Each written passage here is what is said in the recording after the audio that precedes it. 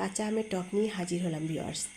একটা কাঁচা আম নিয়েছি, আমটার খোসা ছাড়িয়ে ঠিক এভাবে করে কেটে নিলাম। চুলায় একটি কড়াই বসিয়েছি, পানি দিয়েছি আধা কেজি। পানি হালকা গরম হওয়ার পর দিয়ে দিচ্ছি পরিমাণ মতো লবণ আর দিচ্ছি সামান্য পরিমাণ হলুদের গুঁড়া। চিনি দিয়ে নিলাম 1 টেবিল চামচ। এবার বলক আসার পর কাটা আমগুলোকে দিয়ে ঢাকনা দিয়ে ঢেকে জাল করে সিদ্ধ করে নিচ্ছি সব আমের টুকরাগুলোকে। ঢাকনাটা তুলে এবার নেড়ে চেড়ে দিচ্ছি আর এর লবণ অন্যান্য জিনিসে ঠিকভাবে হলো কি না একটু চেক করে নিচ্ছি।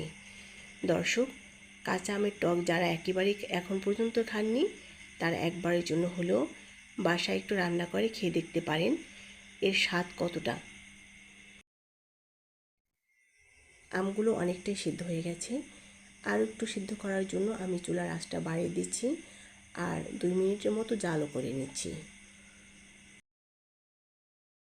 এ পর্যায়ে দর্শক চুলার আঁচ বন্ধ করে দিচ্ছি, কারণ আমগুলো ভালোভাবে সিদ্ধ হয়ে গেছে। একই পাত্র চুলায় আবারও বসিয়ে নিলাম, তেল দিচ্ছি 2 টেবিল চামচ।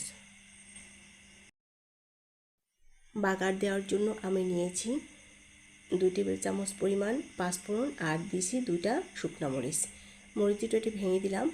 এবার এগুলোকে একটু জাল করে না হওয়া পর্যন্ত অপেক্ষা করছি। একটু ঘন ঘনই পাঁচফোড়নগুলো নাড়তে হবে যাতে এগুলো পুড়ে না যায়।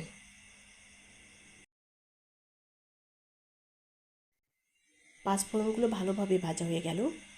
এবার দিয়ে দিচ্ছি আমের টক। দর্শক, আমের এই টক খেতে অসম্ভব মজার। এবার একটু নেড়েচেড়ে বলক আসা পর্যন্ত জাল করে নিতে হবে। দর্শক, আপনারা তো দেখলেন একটা মাত্র আম দিয়ে কত কম সময়ে আমের টক রান্না করে নিলাম।